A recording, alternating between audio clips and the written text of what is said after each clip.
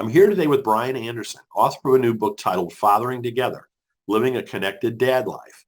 Brian's a husband, dad, and the co-founder and executive director of Fathering Together.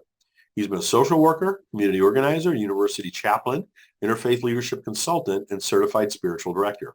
He uses these experiences to empower dads to build a strong spiritual foundation for themselves and their families. He's based in Evanston, Illinois.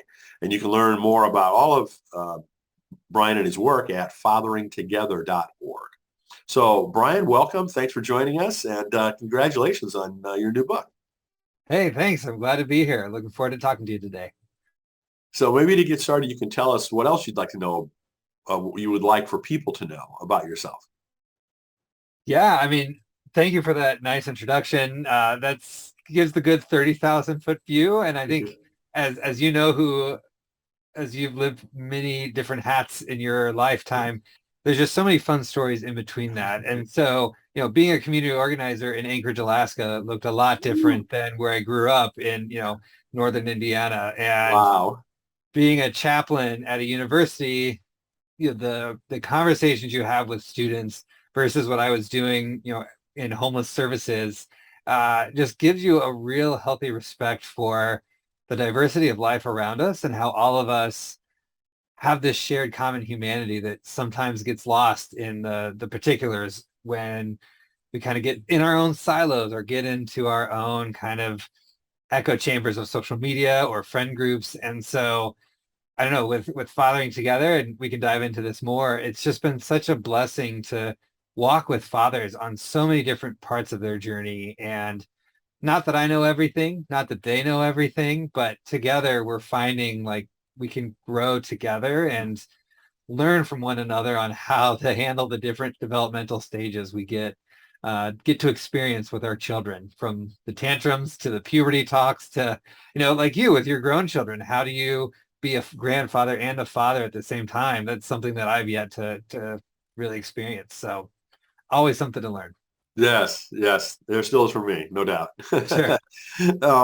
But before we talk about the book, how did Fathering Together as an organization start out?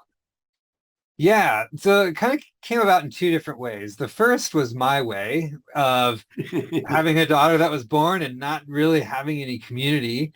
My wife had all these different networks that she tapped into as a mom, and I just wasn't finding many progressive leaning, kind of down with the patriarchy, kind of gender equity dad communities. There were plenty of others, and some of them I still am involved in, but I wanted something that I could really feel safe to express how I wanted to be a dad, and I Mm. couldn't. And so I knew some neighbor friends of mine kind of had similar views, so we just started meeting at a a pub down the street. And after a few months, I said, "Hey, let's do an open mic night. Let's just tell our stories and see who comes and listens." And we called it Fathering Together because, in a way, we had been fathering together the last couple of months, and it went well. It was fine. It was great. And around that same time, my friend Chris, who's the co-founder of Fathering Together, the organization, had started a Facebook group called Dads with Daughters and invited me to help run kind of the operations of what this Facebook would become. And that took off like crazy. I mean, Mm. I had, several friends in my neighborhood, but within a year we had 10,000 members joining this Facebook group. And then Facebook took notice. And then within the second year, we reached 120,000 members Wow, across the globe. that's And amazing. yeah, we were pinching ourselves every day, like, who are these people? Why are they joining? This is great. What do we do with them? And I owned the website fatheringtogether.org. So I said, you know what? Why don't we just create a nonprofit to get resources, funnel Mm. support to these dads who are really wanting a deeper relationship, but not sure how, right? Like, we all have these grand visions of fatherhood, but unless you find the exact right book or you have the right kind of mentor, you're just going to miss out on some of those things. And so And the timing is fathering, so important. and the timing is Your kids so are important. changing Yeah, so drastically. so fast. Yes. I mean, any day my kids can go from a 2-year-old mindset to a 25-year-old mindset and everything in between. So uh we called some friends and said, hey, would you help put together a board and get this organized as a 501c3? And unfortunately, a few weeks after we formed and made that decision, the pandemic struck. Oh my. So instead of doing a lot of in-person events, we really doubled down on the digital space and became a virtual community that continue to support dads in various capacities. And now with my book and with some benefactors, we're actually launching school-based initiatives so dads can get more involved at the elementary school level with their children and kind of serve as like an auxiliary group to the PTA, PTO type parenting organizations, so that more Wow. dads are actually invested in the schools and the educations and community rather than just having the mom be the quote unquote default parent in those Mm, spaces. very cool. Very cool. So, let's get to the book now. How did that come about? Well, as you might expect, with 120 some thousand members, I was talking to lots of different people online with all sorts of questions, and some who needed a lot of help and some who were saying, hey, I have something to offer, right? Like I have a course, or I just want to be a coach however I can to people who can't afford, thousands of dollars in personal development. And through all of these conversations, I started noticing a trend in dads who are doing things quote unquote right and having those deeper connections with their kids. And a lot of it stemmed around servant leadership, or what most people know as servant leadership in the corporate world, of really leading with empathy and understanding those on your team and creating opportunities for your team to grow. I was seeing the same thing kind of translated into dads who were not treating their children as employees, right? But really seeing themselves as secondary and a servant to their children rather than this authoritarian father knows best mentality. And I did some research to see if anybody had written something, because I wasn't really interested at the time to write a book. I had two children to raise, an organization to run, but no one had really written a book on servant leadership and fatherhood. And I couldn't fall asleep at night because I'd have ideas running through my head. And mutual friend of ours said to me, then you need to write this book because no one else is going to write it. And I said, okay. So slowly, one foot in front of the other, interview after interview, I kind of pieced this book together into kind of a user's manual, so to speak, of how to be a servant leader for your family, but ultimately, how do you live a really connected, emotionally, spiritually, not just a financial provider kind of life with our children.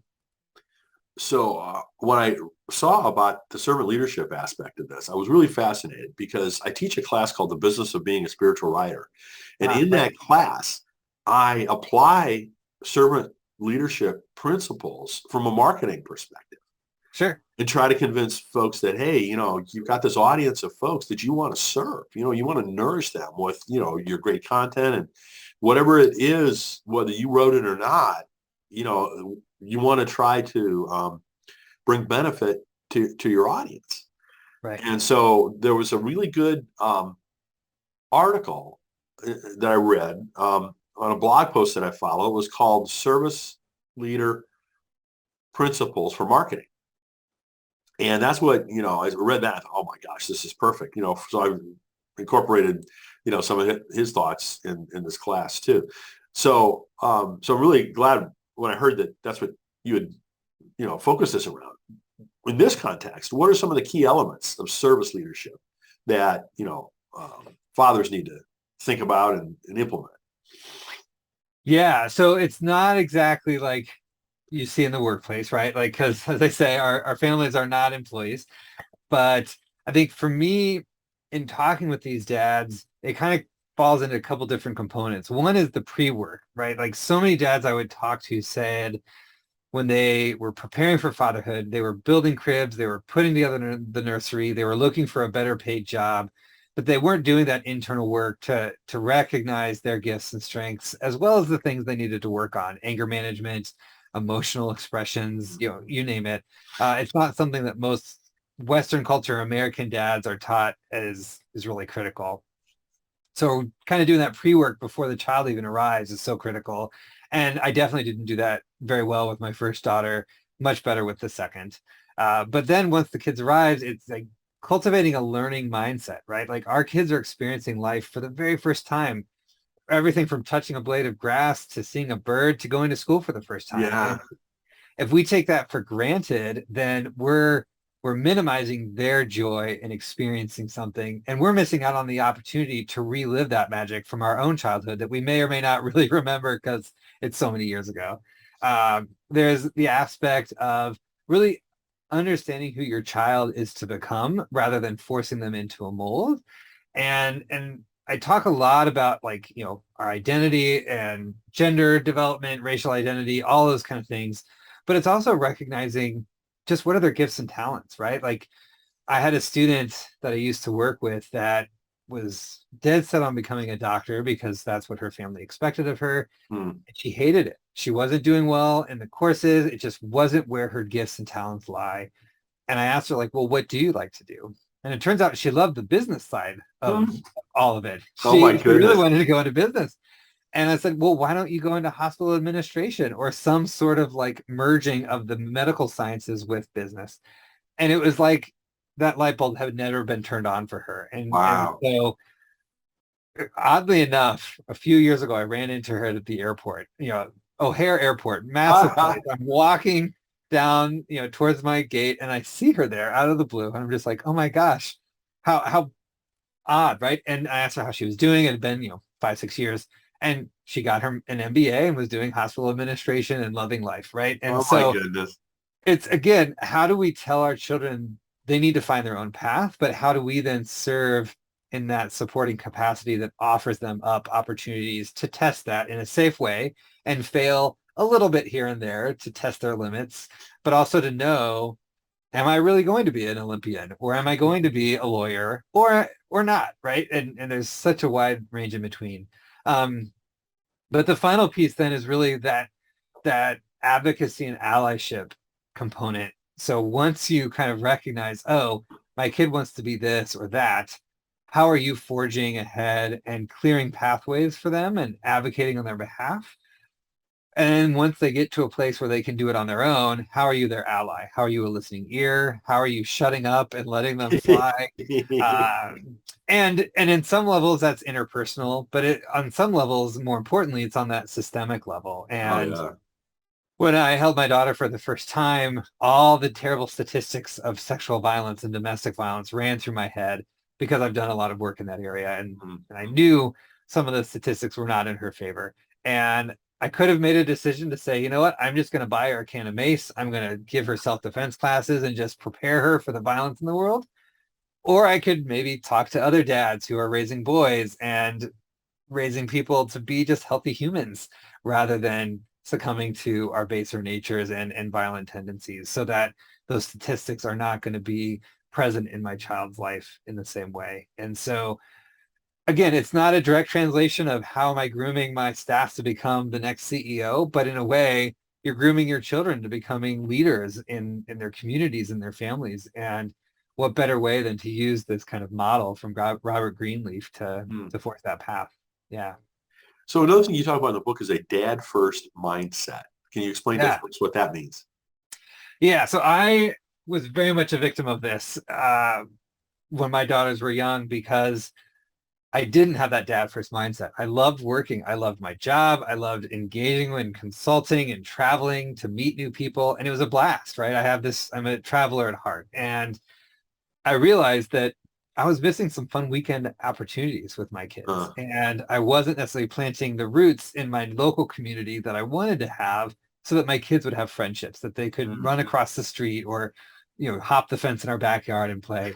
Not that they're hopping fences yet. They're still pretty little, right?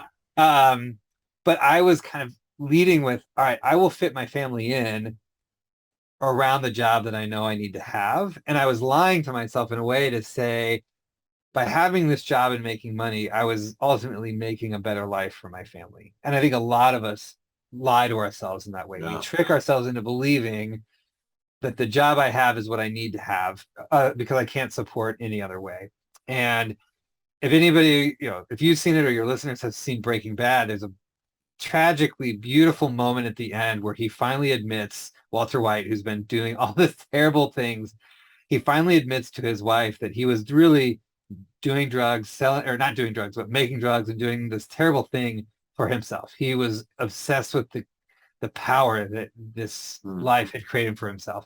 Even though he had always said throughout the entirety of the show, I'm doing this for my family. I'm doing, like, all this money I'm raising is for them to have a safety net after I die. And having a dad mindset, having a dad first mindset is to say, you know what? this profit line item needs to be met, but not in the next 30 minutes. I'm going to take a break. Or my kid needs me to be the little league coach or the cub master or the volunteer on this field trip.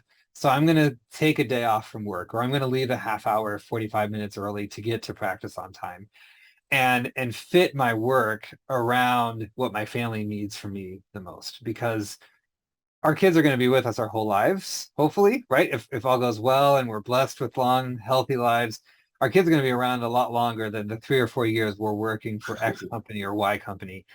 And so if we pour ourselves into our work and not into our families, there's going to be a wedge that forms. And so leading with, okay, how am I getting through my day so I can get back to my family? How am I taking breaks so that I can call the doctor, set up the insurance, or any number of things for our families, is something that I think we need to shift in ourselves as dads, so that the burden doesn't constantly fall on on the moms and our partners, because that's not fair to them, because they may have a career, and who knows, maybe their career is more financially salient and better in the long run than yours. And so having a shift in our mentality is something I really try to talk about in the book as well. Hmm. Well, the society we live in is so driven by competitiveness, It and really is, yeah. capitalism. I mean, we've got strong cultural drivers that cause these things to happen. This priority misalignment that, I was guilty of too. Yeah. And I think I don't want my book to be read as anti-capitalism, because I'm not anti-capitalism. And I have plenty of friends who are corporate leaders and make very good money. And I have no problem per se with the money you make, right? But it's at the sacrifice of what, right? Like if you slave away for 60, 70 hours a week to get that profit, but you don't know your kid's best friend, or when you sit down finally at dinner and you don't know how to strike up a conversation with your kid because you don't know what they're into, Mm, then there's a problem. That's where yeah, the really. difference happens, right? Too Like much you of could be anything is a bad thing, yeah, it's right? I exactly, mean, exactly. that's we've seen that repeated in all kinds of different directions, but Right. in this case, it's focus, right? I mean, too much focus in other directions and not enough for your kids is, a big problem. Yeah. And the opposite is true, right? Like I've definitely gone in the last year or so, kind of went the other extreme of like, oh, I've been missing my kids. I need to pour myself into them. And at one point, my daughter just the other night was like, Dad, if you're going to give me a life lesson, can you wait till the morning? I'm really tired. And and I was like, oh, I'm sorry to care so much. She's like, I know you love me. I know you care.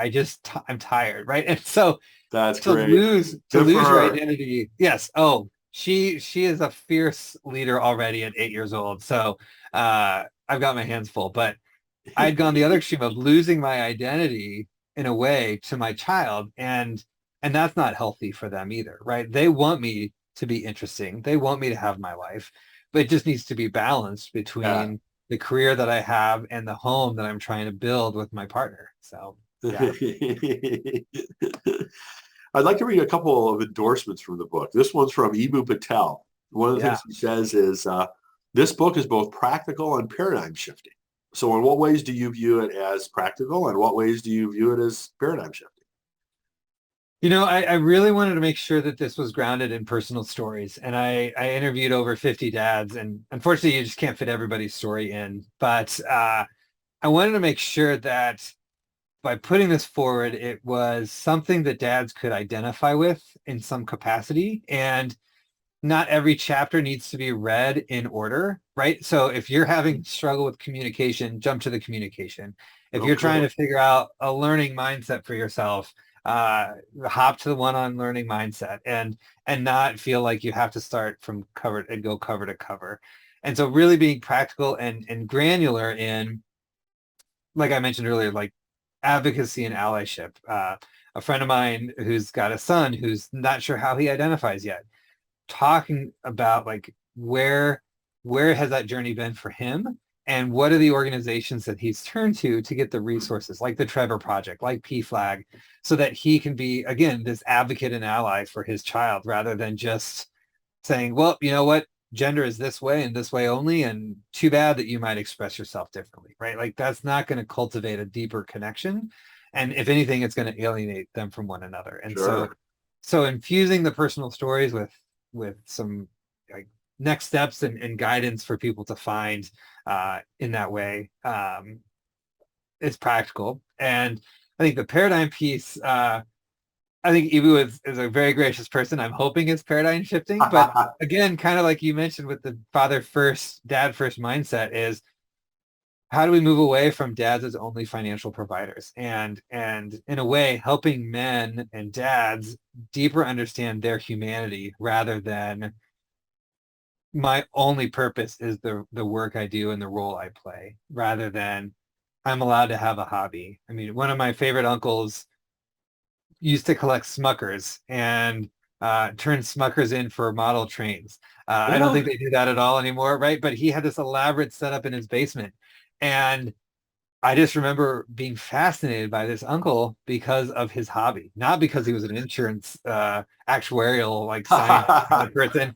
I'm not a math-minded person. I don't relate to him at all on that level, but his enthusiasm and love of that hobby gave me an insight into, other aspects of who he was. And so again, how do you shift a paradigm is not for one person to do, but I'm giving this book out into the world to hopefully shift some more mindset and learn from dads in the process as I engage with readers and other dads to cultivate the next book that comes down the pike. Yeah. So here's another quote. This one's from Kate Mangino. I love that Brian does not shy away from the hard topics. So what are some of the hard topics that you deal with in the book? Yeah, one is mental health in men, and talking about, again, it's not just building the crib, but are you getting the mental health you need? Are you preparing yourself for this massive shift in your family that your partner is going to need you to be all in for?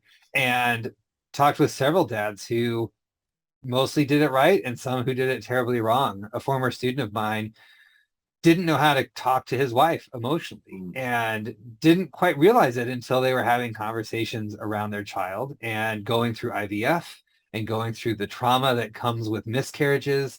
And, he broke down several times in our conversation because he was just like, I wasn't prepared for this. I came from a family that was very, by the book, A leads to B and B to C. And if you step out of line, you get told not to do it again. And if you did, then there's trouble. And so that kind of gray area of not sure how this will play out as a married couple, he never got training in as a young man. And so he had some really tough growing to do. And he was I was very blessed to have him willing to share that story with me. Yes. And beyond, right? But again, I mentioned earlier about my friend Matt, whose son may not be a son. And at his 5th birthday, loved wearing dresses and was like, I want to wear a dress for my 5th birthday. And they were like, okay, it's your birthday. You can wear whatever you want. And a mom came up at the birthday party and said, we have to leave. And Matt got really nervous because he didn't know where this was headed. But the mom said, my son wanted to wear a dress and I didn't let him because I didn't know if it was safe for him to express himself. And clearly it is. So they left, came back, half hour later. And then he and this woman had a conversation about resources and a network of support he didn't know existed in his town. And so again, I'm not afraid to have these conversations. I'm not afraid to go there because they're necessary. Like, our kids are worth it, right? If we aren't willing to talk about the hard conversations, how will our kids? Yeah. And I think, and we see that now, like all of these young people who are becoming politically active and becoming, anti-violence in this way and shutting down gun lobbyists and stepping up in other ways to talk about mental health. Like, we shouldn't be the ones trailing behind children. We should be setting an example of how to make the world a better place and fixing the mistakes we made rather than constantly passing them on from generation to generation. And my daughter's already reprimanding me anytime she sees me throw food away instead of composting it, or getting something that's plastic instead of a renewable in another way. And I'm just like, I thought I was the obnoxious kid in my family because recycling was just becoming a thing in the late 80s. Yes. And here we are 40 years later, and my daughter's just upping the game even more. So that's great. That's a blessing and a curse in many respects. But I love it. So what would you say would be the one thing you'd like readers to take away from your book? I should have prepared a question or an answer to this because I always try to come up with a new one. But I think for me, the one thing is that community is at the core of growth. And you mentioned earlier about competition. I love competition. I'm a very competitive person. I won't deny it. But in the men's work that I do and in the community of dads I'm building that, truly around the globe, I'm in constant conversation with dads in Australia, India, parts of Europe.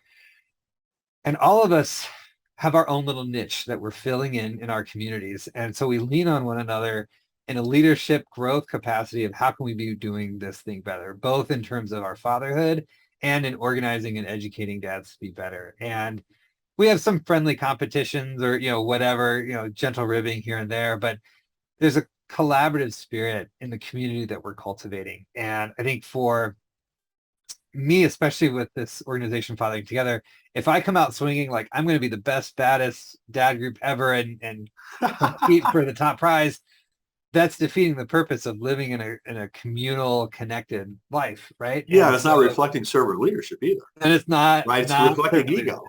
it's very much If ego. you did take that, Right, mantle on, it's like, what purpose does that serve?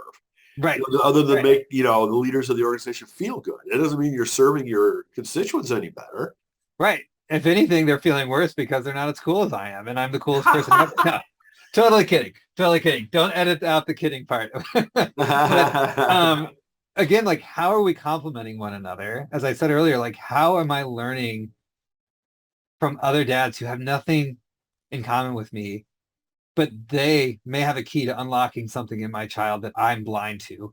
And in the book, I really allude to wolf packs, right? Like in the wild, wolves have to live in a pack. They cannot kill massive uh, prey on their own. They're too small. But by working as a unit and really, leaning on one another, they survive in the wild. And so this idea of lone wolf and being a rugged individualist, sure, it's great for, Marvel movies and detective whatever shoot 'em up stuff, but it's not good for our families. It's not good for our own mental health. And so the biggest thing I want dads to walk away from is, there's a community for you. It may not be Fathering Together. It may be your, the guys that meet in your church basement or the rec club down the street, in your, park district building.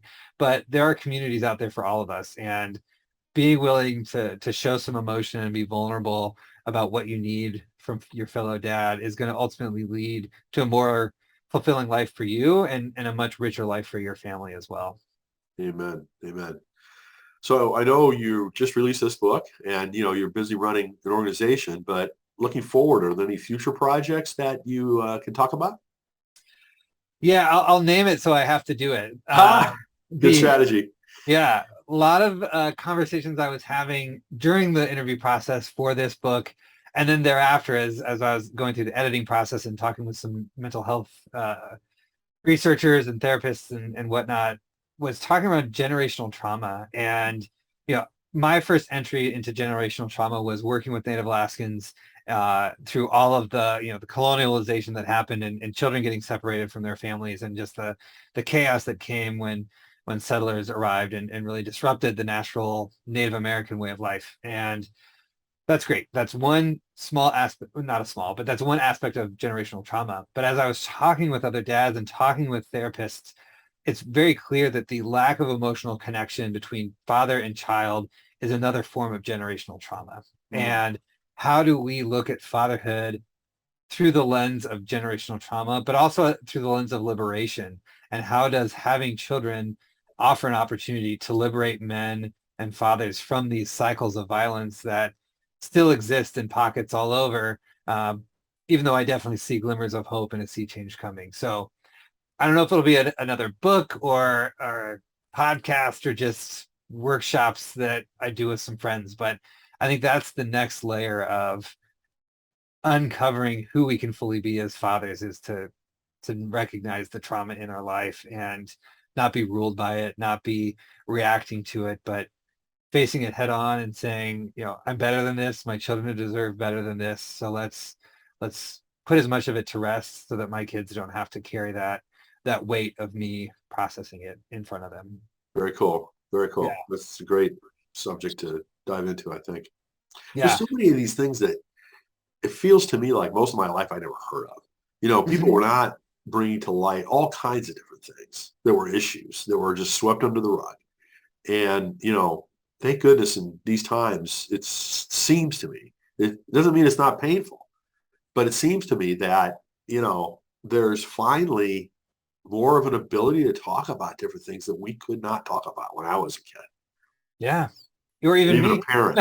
Not that I'm not much younger than you, but yeah, I mean, my dad, I was born in 1980, and I interviewed my dad and several of his friends for the book, and all of them had said we noticed there was something different, and we wanted to raise our children differently, and that's why they were the coaches and the volunteers, and that's why they talked about emotions with me and my friends, both boys and girls, in ways that was very countercultural, and I'm going to take those blessings as far as I can. And for all those dads out there that had a grandfather like I had and not the dad like I had, Mm. it is tragedy, and there's hope, and there's avenues to get that. And I think that's the other practical piece of this book is pointing people in those directions to get those services and highlighting all the other amazing cool dad movements that I'm learning about and connected to already, so that people have that community to find and that resource when they need it most. Well, Brian, it's been so wonderful to talk with you and learn more about your efforts in your book. Again, the name of the book is Fathering Together, Living a Connected Dad Life by Brian Anderson, and you can learn more at fatheringtogether.org. Thanks so much, Brian, for all you're doing. Yeah, thank you for having me.